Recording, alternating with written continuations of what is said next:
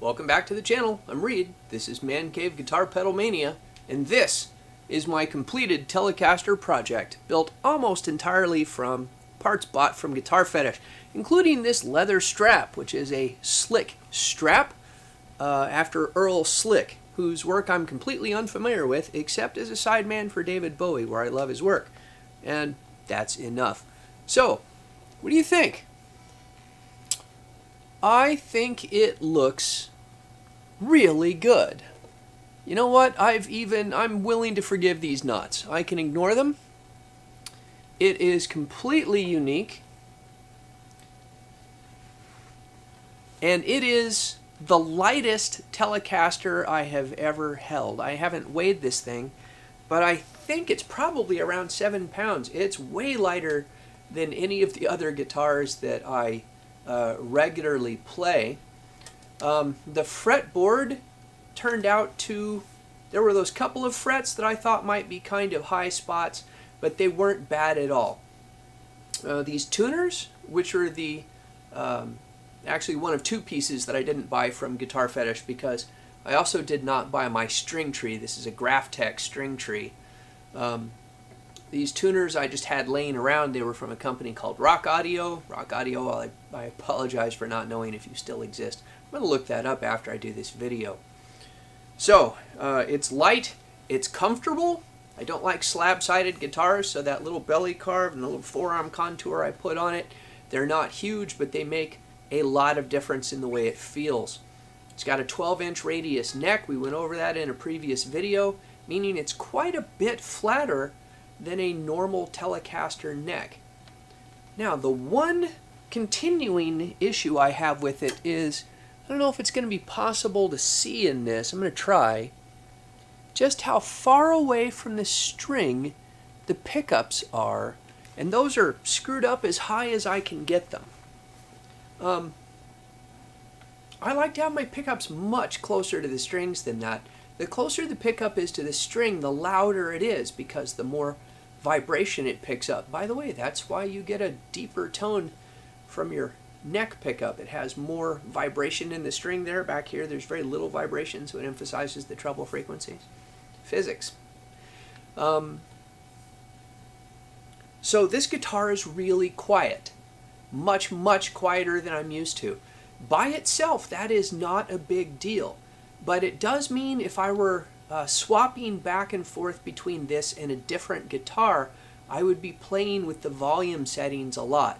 So, for instance, on my Dan Electro, the breakdown overdrive, which is kind of my main overdrive, I would normally have that. It has a 5-way selector, and I put it at 3. On this, it just doesn't have enough output at 3 to even really get much of a crunch on the amp, so I have to turn it all the way up to 5. On the other hand, listen to this. That is dead silent. By the way, I've gone from a cable to my Line 6 Relay G10 wireless system. I know I'm only 2 feet from my pedal board, but I have so many cables in this tiny area for my videos. I needed to do this wireless system. And that is dead silent. That's fantastic. And here it is on the neck pickup. This is a single coil now. Still dead silent. I'm going to put it on quite a lot of gain now. And there's just a little bit of background hum, but not much. So that's pretty amazing. So this guitar would be really more of a, it's a very, very vintagey output.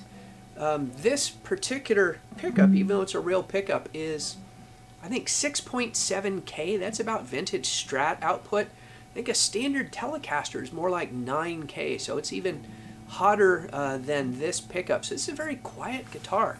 So it gives you a very nice rootsy kind of sound. And this metal foil pickup that I didn't know how I would like at the neck, well, I like it. Let's give it a listen. So here's my bridge pickup.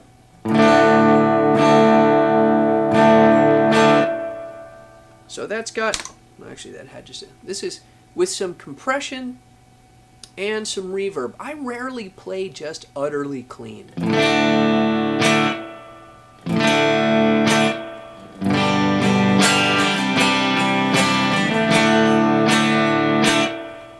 position.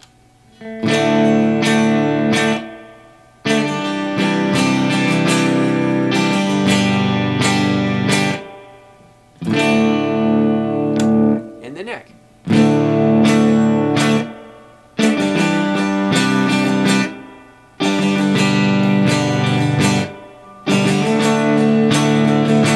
So that neck is really warm, and I'm sure many players would think that's their favorite sound. I can't help it. I just like this brighter sound. Plus, when you add some overdrive,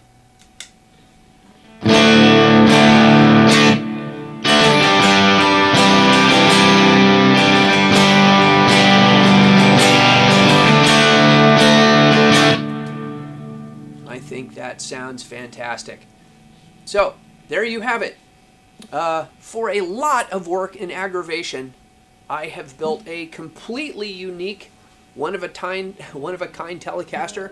It's almost entirely out of Guitarfetish parts. Can't say enough good things about this XGP neck. It was worth every penny. It's fantastic. This body remains a bad body. The neck pocket was not good. Like I said, these dents. I will never buy another unfinished body from Guitarfetish.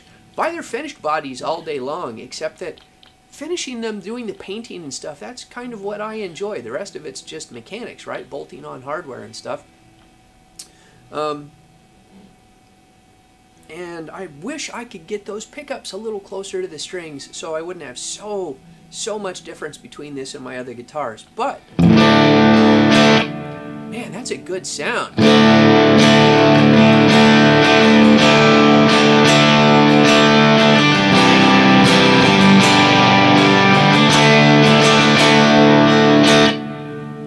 Let's see what I can do with this thing. So thank you for following this video series. For those of you who have been following it, I appreciate all of you. I hope you found this interesting. Maybe it stimulated your desire to build your own guitar. Maybe it's made you go, oh man, that looks like a lot of work. But again, building a guitar is its own reward. I mean, look at this thing. I think it's awesome. It sounds awesome. It's light. It's unique. And that's what I love about this. I can always point to this guitar and say, this is mine. I made this. It's not like anybody else's guitar on the planet, and that's worth something to me. So thank you for watching this video series, and I'm going to play us out. I've been Reed. This has been Man Cave Guitar Pedal Mania Special Edition, building a Telecaster, built almost entirely from Guitarfetish parts.